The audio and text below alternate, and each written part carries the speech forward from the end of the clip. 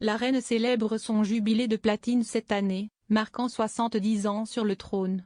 Express. Co.uk se penche sur le règne historique de Sa Majesté et comment elle a célébré ses jubilés d'argent, d'or et de diamants. La reine est le premier monarque britannique à marquer son 70e anniversaire sur le trône. En juin de cette année, le règne de la reine sera célébré lors d'un week-end spécial de 4 jours fériés. Dans le cadre des festivités, les balises du jubilé de platine brûleront à travers le pays. Aujourd'hui, un événement marquera l'arrivée du globe du Commonwealth des Nations, qui sera utilisé cet été pour l'éclairage du phare principal du palais de Buckingham. Le globe sera exposé au public dans le monument historique de Londres, la Tour de Londres, avant d'atteindre son objectif principal lors du week-end du jubilé de platine. L'allumage des balises donnera le coup d'envoi des célébrations du jubilé de platine le jeudi 2 juin. Des milliers de balises seront allumées par des communautés, des organisations caritatives et différents groupes dans les régions du Royaume-Uni, des îles anglo-normandes, de l'île de Man et des territoires d'outre-mer du Royaume-Uni. En reconnaissance de ses 70 ans sur le trône, il est prévu d'allumer 70 balises le long des 73 miles de long du mur d'Adrien. Des balises seront également allumées dans toutes les capitales des 54 nations du Commonwealth.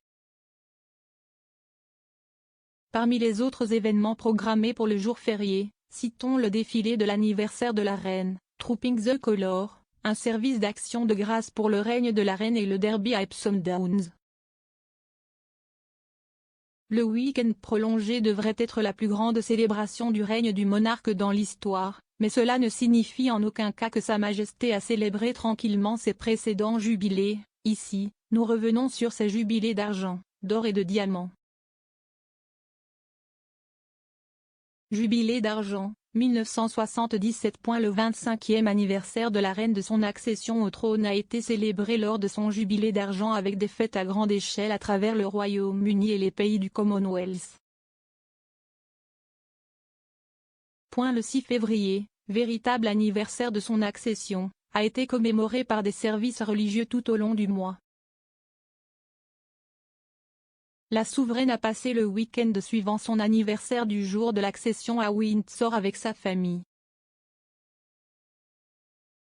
Au cours de l'été de cette année-là, la reine a entrepris une tournée au Royaume-Uni et en Irlande du Nord.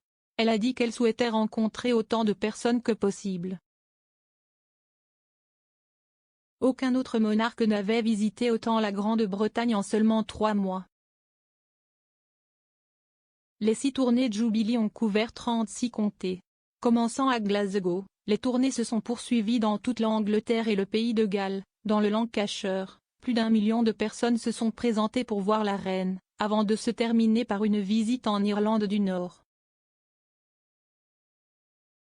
Sa Majesté a également effectué des visites officielles à l'étranger au Samoa occidental, en Australie, en Nouvelle-Zélande, au Tonga, aux Fidji, en Tasmanie, en Papouasie-Nouvelle-Guinée, au Canada et aux Antilles. Au cours de cette année-là, on a estimé que la reine et le prince Philippe avaient parcouru 56 000 milles. Le point culminant des célébrations nationales est arrivé début juin. Le 6 juin, la reine a allumé un feu de joie à Windsor, ce qui a lancé une chaîne de phares à travers le pays. Le lendemain, des foules se sont rassemblées pour voir la reine conduire dans le Gold State Coach jusqu'à la cathédrale Saint-Paul pour un service d'action de grâce, auquel ont participé des chefs d'État du monde entier et d'anciens premiers ministres du Royaume-Uni. Lors d'un déjeuner avec des membres de la famille royale au Guildhall, Sa Majesté a prononcé un discours. Elle a déclaré, « Monseigneur le maire, quand j'avais 21 ans, j'ai engagé ma vie au service de notre peuple et j'ai demandé l'aide de Dieu pour accomplir ce vœu. » Bien que ce vœu ait été fait à l'époque de mes salades, quand j'étais vers de jugement, je ne le regrette ni ne retire un seul mot. Environ 500 millions de personnes se sont connectées pour regarder le cortège revenir dans le centre commercial. Des fêtes à grande échelle ont eu lieu dans tout le pays.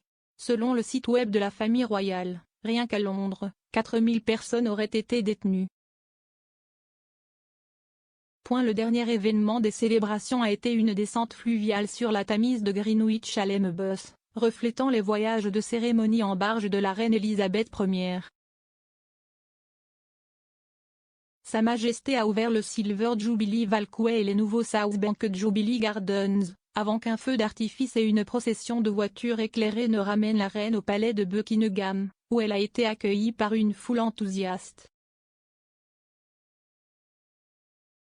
Jubilé d'or, 2002. Le jubilé d'or de la reine a célébré ses 50 ans sur le trône. Les événements étaient façonnés par 6 thèmes clés: célébration, communauté, service, passé et futur, rendre grâce et Commonwealth. Sa Majesté et le duc d'Édimbourg ont effectué de longues tournées dans le Commonwealth et au Royaume-Uni. Ils ont visité la Jamaïque, la Nouvelle-Zélande, l'Australie et le Canada ainsi que toutes les régions du Royaume-Uni, de Falmouth en Cornouailles à l'île de Skye, une île en Écosse. Encore une fois, le point central des célébrations était le week-end du jubilé en juin. Il a débuté par un concert de musique classique dans les jardins du palais de Buckingham, suivi d'un service religieux à la chapelle Saint-Georges à Windsor et d'un service national d'action de grâce à la cathédrale Saint-Paul. Les événements ont culminé avec un concert pop au palais, qui comprenait des performances de Paul McCartney, Bryan Adams, Elton John et Shirley Bassey. La soirée s'est terminée par un feu d'artifice et la reine allumant le National Beacon, la finale d'une série de 2006 balises qui avait été allumée dans une chaîne à travers le Commonwealth. Lors d'un discours au London Guildhall, le souverain a déclaré: « Je voudrais remercier du fond du cœur chacun d'entre vous, ici à Guildhall, ceux d'entre vous qui attendent dans le Mall et les rues de Londres, et tous ceux qui est dans ce pays et dans tout le Commonwealth, qui regardent peut-être cela à la télévision. Merci à tous pour votre enthousiasme à marquer et célébrer ces 50 dernières années. » Jubilé de diamant, 2012. Pour célébrer 60 ans sur le trône, la reine et Philippe ont voyagé aussi largement que possible à travers l'Angleterre, l'Écosse, le pays de Galles et l'Irlande du Nord, visitant toutes les régions tout au long de l'année. Entre eux, d'autres membres de la famille royale ont visité tous les royaumes du Commonwealth, notamment, les voyages du prince Charles et Camilla, duchesse de Cornouailles en Australie, au Canada, en Nouvelle-Zélande et en Papouasie-Nouvelle-Guinée et les visites du prince William et Kate, duchesse de Cambridge à Tuvalu et la Malaisie. Comme cette année, les Britanniques ont reçu un jour férié supplémentaire pour marquer l'occasion le 5 juin, et le jour férié du printemps a été déplacé au 4 juin pour créer un week-end férié de 4 jours. Les célébrations ont commencé par la visite de la monarque au Derby d'Epsom, un événement auquel elle assiste chaque année. Le dimanche, des fêtes de rue ont eu lieu dans tout le pays et les gens ont été encouragés à organiser des grands déjeuners du jubilé pour partager de la nourriture avec des voisins et des amis dans le cadre des célébrations. Le Thames Diamond Jubilee Pageant a vu jusqu'à 1000 bateaux assemblés sur la Tamise en provenance de tout le Royaume-Uni, du Commonwealth et du monde entier. C'était la plus grande flottille vue sur le fleuve en 350 ans. Cependant, de fortes pluies pendant l'événement ont entraîné l'annulation du survol commémoratif de l'armée de l'air qui était prévu. Le lundi, 10 000 personnes se sont rendues au palais pour le concert du jubilé de diamant et le pique-nique qui l'accompagnait l'après-midi. Les interprètes comprenaient Will.i.am, Stevie Wonder, Grace Jones et Kylie Minogue.